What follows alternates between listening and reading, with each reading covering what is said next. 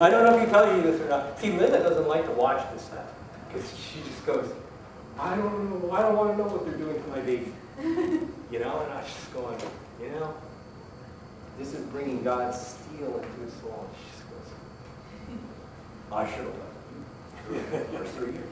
But Jordan said that when he went down, I mean, he was doing the underwater crossover or something, and he couldn't hold his breath anymore. So he took a big breath of water, and he found it in his words to be quite pleasant. It didn't hurt. It was actually preferable to doing the exercise. And then he passed out. Now, I don't think Jordan was lying. How many of you are going to go home and try this? No, seriously. Seriously. In the bathroom with someone standing by? I don't know if I could do this.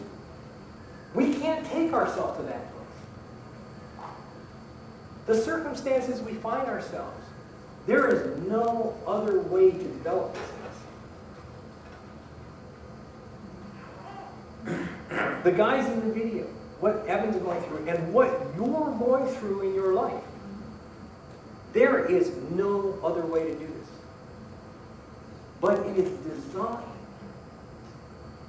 for your good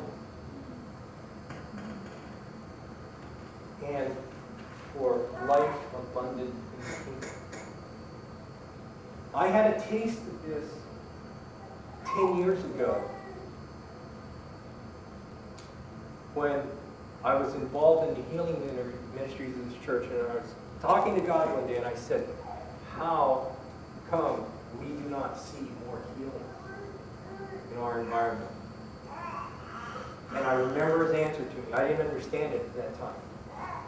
He said to me, in order for you to walk through the valley of the shadow of death and fear no evil, this is Psalms 23, you need to walk through the valley of the shadow of death. And I'll tell you something. I didn't sign up for the tour. I didn't say, okay, God, take me to the valley of the shadow of death.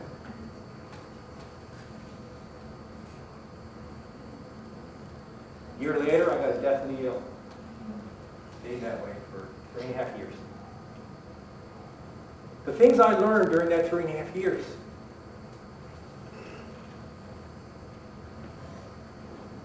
was it worth it? Yes.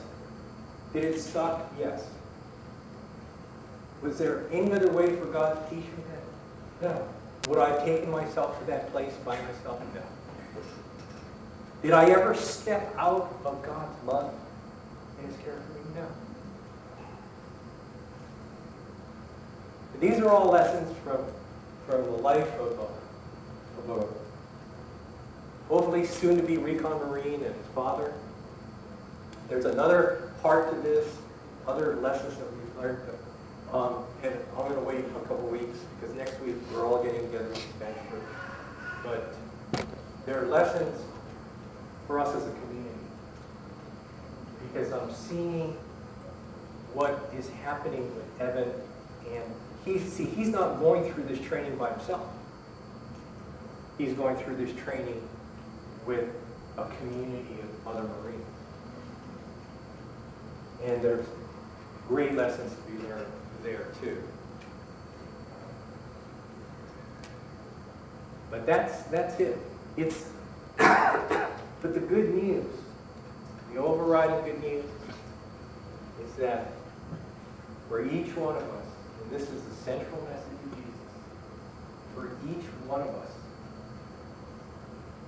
the kingdom of heaven, with all of its resources, and all of its goodness is reachable from wherever you are. And from wherever you are, that is where God has called you. With only your highest,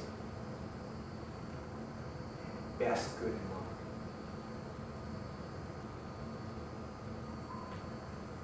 So to close, is there anyone who needs prayer for the circumstances in their life? You don't have the answers, but we have the good news.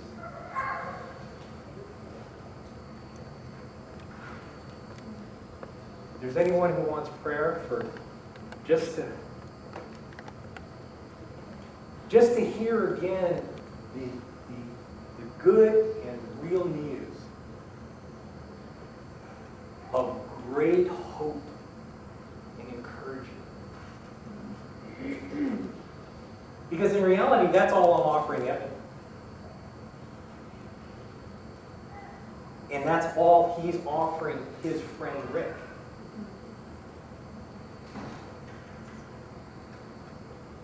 And other Marines who are struggling in the program, either physically or mentally. He's offering great hope and encouragement, which is the good news of the kingdom. So, anyone need prayer for that?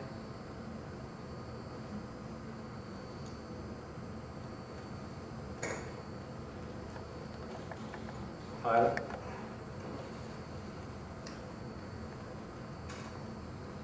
Okay, who? Sean? Garrett?